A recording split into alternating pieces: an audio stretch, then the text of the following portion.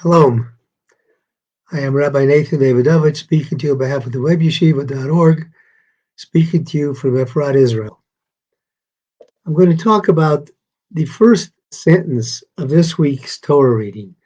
This week's Torah reading is Parsha Tetzave, and I'm going to talk about the very first commandment which is listed in this Parsha, and it's about lighting the Menorah. It's about the olive oil. And I'm going to be talking about the secret of the survival of the Jewish people. How does it happen after all these thousands of years of oppression that we are still here? We're still here and thriving. So the first sentence in the Parsha says as follows, and there's three different phrases I want to concentrate upon. Parsha Tetzave b'nei Yisrael. God tells Moshe to command the children of Israel, Vayikhu elecha, they shall take to you, Shemen zayit zach katit lamor, pure beaten olive oil, ready for the light, La'alot ner tamid, to burn continually. First of all, this language is very strange. We see in the prophet Jeremiah, that God refers to the children of Israel as olive oil, as an olive. Why? There's so many luscious fruits, delicious fruits that people enjoy. We have certainly the Shiva Minim, the seven fruits of specifically that are associated with the land of Israel. Why the olive? So to understand that, first of all, you have to look at the process that the olive goes through to become oil. The olive is picked from the tree, is then beaten, squashed, squeezed, put in a vat. Ultimately, it comes out as olive oil. Now, any fruit that you put, you subject to beating and squeezing and so on, you're going to come up with oil. The difference is, with an olive, you come up with oil that is able to be lighting something else, to create light, to bring light. Any other fruit, it remains fruit, even though it's fruit juice. You can't light anything with it.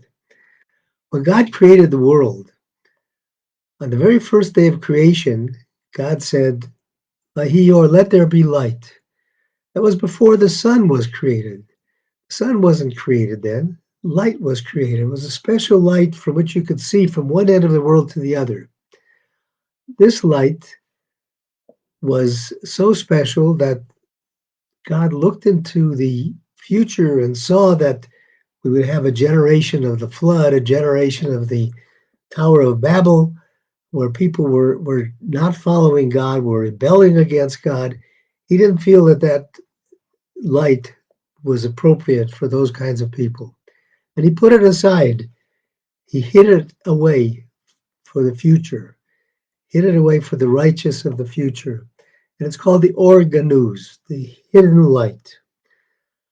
When we beat the olive into an olive oil, and then are able to produce light, this is symbolic of what has happened to the Jewish people. Over the centuries, the Jewish people have been subjected to all kinds of physical torture, abuse, pogroms, genocides, and yet here we are thriving. What is the secret of that? The secret of that is that God has given to the Jewish people the ability to withstand all of this, and despite this, to be able to give light. And that's why we're referred to as an olive, or as olive oil. Now, the language of this sentence that I read, the first thing is Vayikhu. It's a strange language. It says, Vayikhu li, take from me olive oil. refined oil.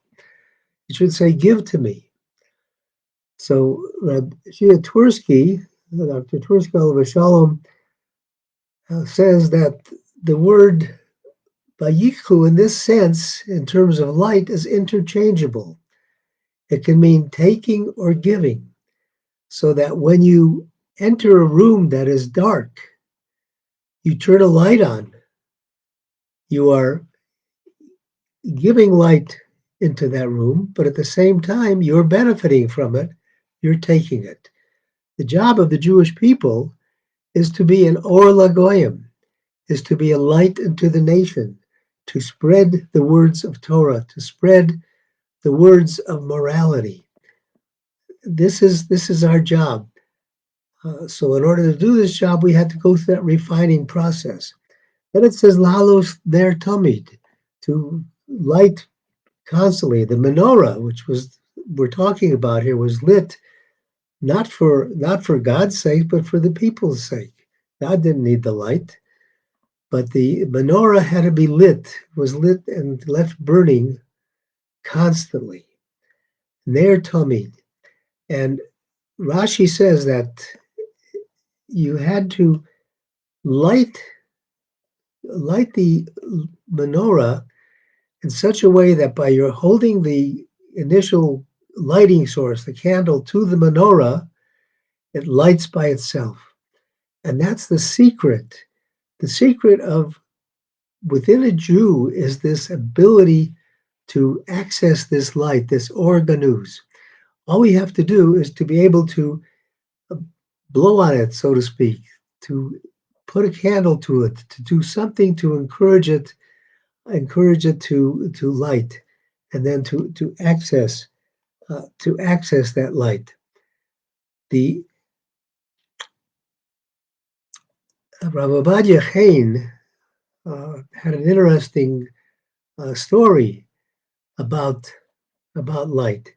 He talked about a person who visited a small community in Europe. He was raising money, and he needed a place to stay for Shabbat, and he found a person who was very generous. It was the jeweler in the town, and he stayed with him. And after Shabbat, he saw the jeweler was melting gold, but he was working very hard to do it. He was blowing on the coal to try to get it lit. And he told him, he says, I have something that I'll send to you that you can use for this. It'll make your job much easier. So when he leaves, he goes and he buys a bellows, and he sends it to this person, so that he can then be able to light a coal much easier by blowing on it through a bellows instead of using his breath to try to light the fire. The man comes back a couple years later and sees the same jeweler and sees him doing the same thing, blowing with his mouth instead of with the bellows. He says, what happened to the bellows that I sent you? He said, that bellows doesn't work. I put a coal on the fire, and I put a cold coal. There was no fire yet, and I started using the bellows and was blowing on it, and nothing happened. The message is that within each Jew is that little spark of light, but you need to blow on the spark of light first. You can't get the spark of light, let the spark of light go out. You can't put the bellows in the fire before there's a fire. You have to use it to light it. So too, what we have to do as Jews is to learn to access this Ohr Ganuz, this light within us, so that then we can then spread the light to the entire world. Light up one's soul until it burns by itself.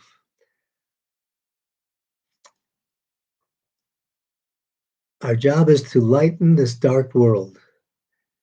We can do it if we concentrate on what God wants us to do and to access this light that is within us. We're not creating a new light, we're accessing a hidden light that God has hidden for us. Thank you for listening on behalf of the webyeshiva.org. I wish everybody a wonderful Shabbat. Shabbat Shalom.